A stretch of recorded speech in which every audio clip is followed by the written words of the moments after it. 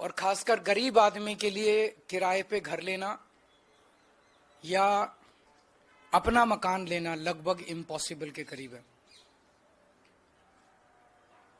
मैं अभी जब अपनी विधानसभा में घूम रहा हूं, बहुत सारे सफाई कर्मचारी आते हैं।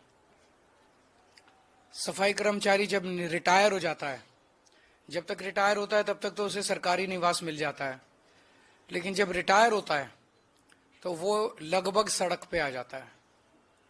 उसकी इतनी पेंशन नहीं होती कि उसमें वो किराए पे अलग घर ले सके, इतने पैसे नहीं होते, उसके पास सेविंग्स नहीं होती कि एक घर खरीद सके।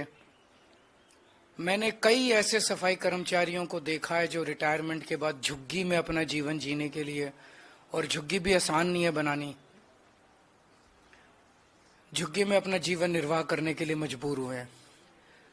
तो आज मैंने प्रधानमंत्री जी को एक खत लिखा है, उसकी एक कॉपी आप लोगों को दे रहे हैं कि दिल्ली के अंदर सरकारी कर्मचारियों के लिए योजना बनाई जाए,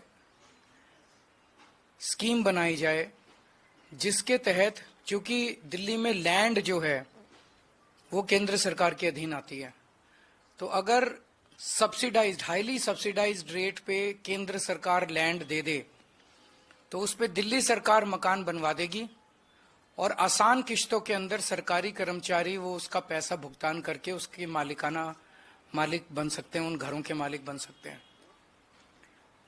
तो मैंने आज उनसे निवेदन किया है कि इसकी शुरुआत हम सभी सफाई कर्मचारियों से कर सकते हैं। इस योजना की एनडीएमसी के सफाई कर्मचारी हैं और नगर निगम के सफाई कर्मचारी हैं, और एनडीएमसी के और दिल्ली नगर निगम के जो सफाई कर्मचारी हैं, इन लोगों से इस योजना की शुरुआत की जाए, जिसके तहत केंद्र सरकार जमीन दे, दिल्ली सरकार उस पर घर बनवा दे, और सभी सफाई कर्मचारी आखिरी के अपने कुछ सालों में अपनी तनख्वाह में से उसकी किश्तें कटवा के, और जब तक रिटायर हों तो रिटायरमेंट में उनके लिए एक सम्मानजनक जीवन जीने के लिए घर उन लोगों को मिल जाए। मैं उम्मीद करता हूं कि केंद्र सरकार इसके लिए राजी होगी, प्रधानमंत्री जी इसके लिए राजी होंगे, क्योंकि गरीबों के बारे में है। तो पहले सफाई कर्मचारियों से इसकी शुरुआत करते हैं।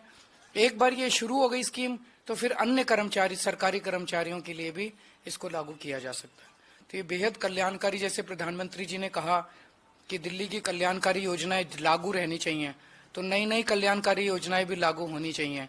ये एक नई कल्याणकारी योजना मैंने आज प्रधानमंत्री जी को भेजी है।